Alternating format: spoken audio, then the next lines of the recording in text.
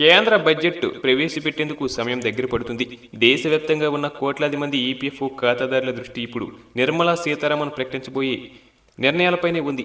ముఖ్యంగా కనీస పెన్షన్ పెంపుపై ఈసారి బడ్జెట్లో కీలక ప్రకటన ఉండవచ్చని గట్టిగా వినిపిస్తుంది.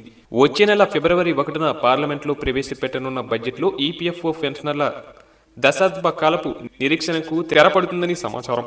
ఇక ప్రస్తుతం ఈపీఎస్ కింద రిటైర్మెంట్ తర్వాత ఉద్యోగులకు అందుతున్న కనీస పెన్షన్ కేవలం ₹1000. దీనిని 2014లో నిర్ణయించారు. అప్పటి నుంచి ద్రవ్యోల్బణం పెరిగినా పెన్షన్ మాత్రం పెరగలేదు. దీంతో ప్రస్తుతం ఉన్న ఆర్థిక పరిస్థితుల దృష్ట్యా దీనిని కనీసం 7,500 నుంచి 10,000కు పెంచాలని ఉద్యోగ సంఘాలు డిమాండ్ చేస్తున్నాయి. అలాగే కనీస పెన్షన్ పెంపు విషయంలో జాప్యంపై సుప్రీంకోర్టులో విచారణ జరుగుతుంది. దీనిపై కేంద్రం తన వైఖరిని స్పష్టం చేయాలని కోర్టు ఆదేశించడంతో ప్రభుత్వం ఈ బడ్జెట్ను ఒక వేదికగా చేసుకుని పెన్షనర్లకు ఊరటనిచ్చే అవకాశం ఉంది. అలాగే పెన్షనర్లకు సేవలను మరింత సులభతరం చేసేందుకు కేంద్రం ఫెసిలిటేషన్ అసిస్టెంట్లను నియమించాలని యోచిస్తుంది. వీరు నామమాత్రపు రుసుముతో పెన్షనర్లకు అవసరమైన డాక్యుమెంటేషన్, ఇతర సహాయం అందిస్తారు. దీనివల్ల వృద్ధులు, సీనియర్ సిటిజన్లు పదే ఈపీఎఫ్ఓ కార్యాలయాల చుట్టూ తిరగాల్సిన అవసరం ఉండదు.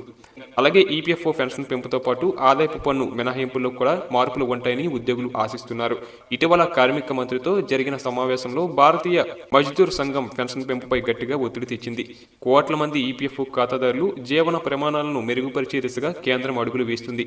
ఫిబ్రవరి 1న వెలువడే బడ్జెట్ ప్రకటనలో ఈ భారీ శుభవార్త ఉంటుందో లేదో వేచి చూడాలి.